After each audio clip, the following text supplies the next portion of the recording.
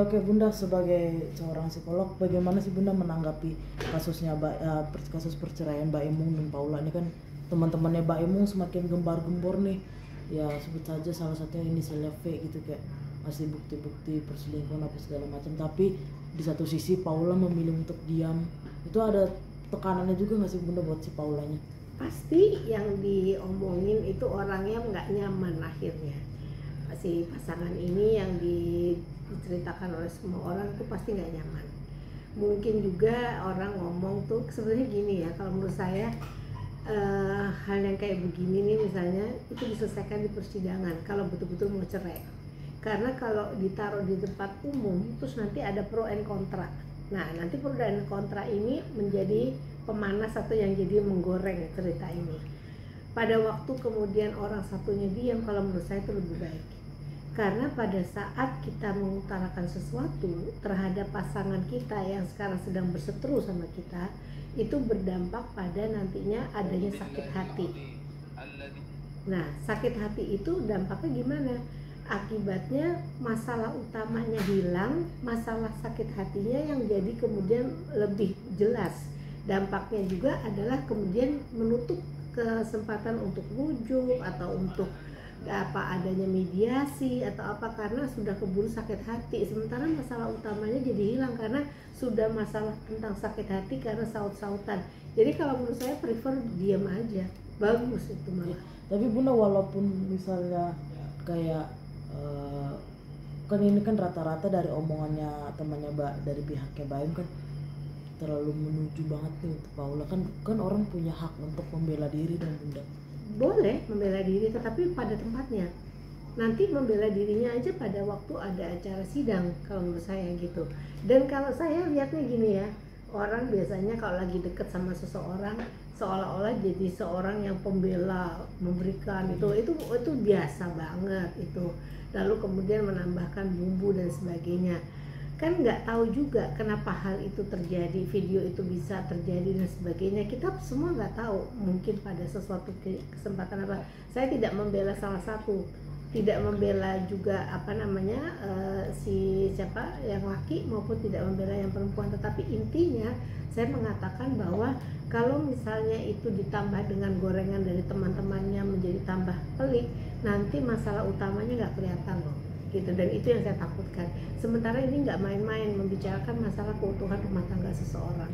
Tapi Bunda, dengan adanya kan Mbak Im juga memegang buktinya, terus ada bukti percakapan Paula dengan Mbak Im juga kalau pas isunya dugaannya Paula ketahuan selingkuh, itu menjadi salah satu alasan juga nggak sih Bunda Paula memilih untuk diam karena dia juga mendapatkan tekanan dari bukti bisa aja pemberitaan. Karena ini kalau yang diungkapkan itu bisa benar bisa salah, belum tentu semuanya benar dan belum tentu semuanya salah. Tetapi kalau saya ngelihatnya mengungkapkannya ke media sosial itu adalah hal yang tidak benar. Kenapa tidak benar? Karena kalau hal itu diungkapkan ke media sosial itu nanti seluruh dunia akan ikut menjadi jurinya atau menjadi orang yang pro dan kontranya yang berdampak tidak baik kepada pasangan ini. Kalau saya melihatnya gini, kalaupun misalnya tahu itu nanti dijadikan barang bukti aja pada waktu persidangan, tidak perlu diungkapkan ke media sosial untuk membuat orang kemudian jadi berkubu. Dan kalau sudah berkubu kita nggak kemudian menjadi orang yang bisa mendamaikan kedua belah pihak nih sebetulnya gitu. Tapi apa sih Bunda yang membuat seseorang itu kayak ini kan masalah ini kan udah masalah pribadi banget ya, masalah keluarga. Apa sih yang membuat seseorang itu gampang gitu cerita sama teman-temannya, sama sahabatnya yang kita nggak tahu ini orang bisa dipercaya apa enggak? Kepribadian tiap orang beda-beda. Ada orang yang kemungkinan dia ibaratnya gini, kalau dia ngerasa bahwa dia cerita kepada orang lain dia akan menjadi lebih lega misalnya kayak gitu. Tapi ada orang yang tidak melakukan hal itu. Misalnya kalau dia menceritakan dia takut nanti makin besar masalahnya. Nah, orang yang kemudian merasa bahwa dia butuh dukungan dan sebagainya, sering sekali dia kemudian akan menceritakan ini kepada orang lain. Pertanyaan saya, kalau cerita dapat solusi nggak? Kalau tidak dapat solusi, mubazir, nggak usah aja. Menurut saya gitu, nggak usah diceritakan ke orang lain, nggak usah membangun opini agar orang lain mendukung kita, tapi buktikan aja di persidangan kalaupun itu mau dilakukan. Jadi sebetulnya apa yang terjadi sekarang kalau misalnya kita lihat, yang satu umbar informasi, yang satu tutup diam, itu bikin penasaran orang-orang di luar untuk mengetahui dari yang diam. Tetapi dengan dia diam, dia membantu untuk meredakan masalah itu supaya tidak keluar dari fokusnya. Kalau menurut saya gitu. Ya, tapi Bunda dengan adanya persidangan ini, ada kasusnya ini, si Baim kan ada isunya juga menjauhkan anak-anaknya dari Paula nih Bunda. Itu gimana sih, maksudnya kayak ada yang memanas-manasi kah, atau memang sifat dari ibunya yang membuat anak-anaknya lebih memilih bapaknya tuh gimana? Kita nggak tahu anak-anak ini milih siapa, apakah dibawa orang tuanya atau tidak. Tapi yang jelas gini, pada saat kita ada masalah dengan pasangan kita, pertama-tama yang saya pikirkan harus dipikir betul-betul bahwa anak ini bukan barang. Anak ini bukanlah sesuatu yang layak untuk diperebutkan. Artinya kalau tidak layak untuk diperebutkan tuh harus melihat kebutuhan anak ini. Pada waktu orang tua bercerai, anak gak pernah ditanya boleh nggak papa mama bercerai. Mereka bercerai tanpa izin anak sebetulnya. Lalu beban yang paling besar dalam suatu perceraian itu ada di anak, sehingga pada waktu anak merasa nggak nyaman, terus kemudian dia harus dipaksa ikut ke salah satu sisi, misalnya ke ibunya atau ke bapaknya, itu dampaknya jelek sekali.